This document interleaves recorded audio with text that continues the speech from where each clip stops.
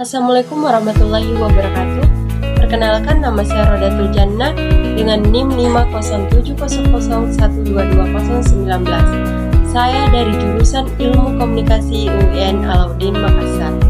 Nah, di sini saya akan menjelaskan sedikit tentang efektivitas komunikasi antar budaya. Nah, sebelum itu mari kita simak di video satu ini. Baru yang saling sana.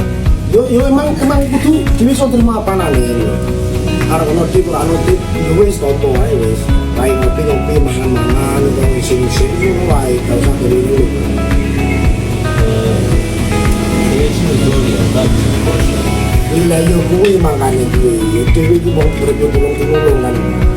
Wis narano yo ora ono, ono yo ono ngono wae wis bar. Lah dhewe sembarang terus alah. Step malah dia. boşver moralini bozmuş. Hayat bu. Gelip geçer. Gini, jadi misal orang mau jadi dokter ini, orang iso ngatur PPDW tidak iso, ngatur PPDW tidak iso. Ini contoh ini, ini pakai di 100.000, terus buat rokok, ini mangkat, tetap aku mangkat. Mecnun söylemiyor değil mi bana? Alah yo ora, Söylüyor ama söyle bana. yo nak masalah dia, yo ratu tak pikir sih. Tapi biasa ini tuh ini wae itu ngetok wae wis. Apa yo kenal kamu yo wis deno ning aku yo paham. Tentang agama aku. Ama senin fiziğini beğendim bak. Yapılısın, kaslısın. Saçları o biçim. Buradan bir çıksan 10 tane kız tavlarsın. Yakışıklı adamsın ya. Nah iya kadang aku ning omah iki kadang nyambut jambu kristal barang.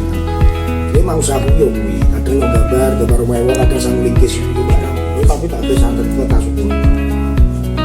Vallahi bak yengeyi alıp keseriz vallahi seni bak. Yo tetep iso. Wah, kene iki penyayang kok. Nah, sebelum itu saya akan menjelaskan tentang pengertian komunikasi antar budaya.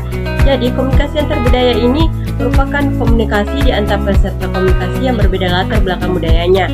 Komunikasi antar budaya bisa terjadi ketika anggota dari satu budaya tertentu memberikan pesan kepada anggota dari anggota lainnya. Komunikasi antar budaya melibatkan interaksi kepada orang-orang yang mempunyai persepsi budaya dan sistem simbolnya cukup berbeda dalam komunikasi. Nah, jadi efektivitas komunikasi itu sangat ditentukan oleh sejauh mana komunikator dan komunikan memberikan makna yang sama atas suatu pesan. Suatu komunikasi yang efektif dapat terwujud bila strategi dan metode komunikasi yang digunakannya itu tepat. Strategi komunikasi yang efektif itu sangat penting diperhatikan dalam sebuah proses komunikasi. Kemudian komunikasi antar budaya itu sebagai bentuk komunikasi antar pribadi dari komunikator ke komunikan yang berbeda budaya. Selanjutnya itu efektivitas komunikasi antar pribadi itu sangat ditentukan oleh faktor-faktor. Yang pertama keterbukaan, yang kedua empati, yang ketiga perasaan positif, dan yang keempat memberikan dukungan, dan yang paling terakhir itu memelihara keseimbangan. Nah, jadi perbedaan budaya berarti berbeda dalam menyampaikan ide, gagasan, dan berbeda dalam perilaku keseharian. Kemudian, seorang yang bernama Devito ini menyatakan bahwa tidak mungkin untuk dapat berkomunikasi secara efektif tanpa menyadari bagaimana budaya mempengaruhi komunikasi manusia. Selain itu, pernyataan Devito ini didukung oleh Goodipus dan Kim yang menyatakan bahwa komunikasi yang efektif akan terjadi apabila kesalahpahaman dapat diminimalisasi. Efektivitas komunikasi dapat dilihat dari perilaku canggung dan tersinggung. Keefektifan komunikasi ini akan tercapai jika frekuensi perilaku canggung dan tersinggung ketika proses komunikasi itu menunjukkan tingkat yang paling terendah. Nah, kemudian seorang yang bernama Shikram mengemukakan 4 syarat agar berkomunikasi antar budaya itu dapat berjalan efektif. Yang pertama itu kita harus menghormati anggota budaya lain sebagai manusia. Yang kedua itu kita harus menghormati budaya lain apa adanya, bahkan sebagaimana yang kita kehendaki. Yang ketiga itu menghormati hak anggota budaya yang lain untuk bertindak berbeda dari cara lain kita bertindak.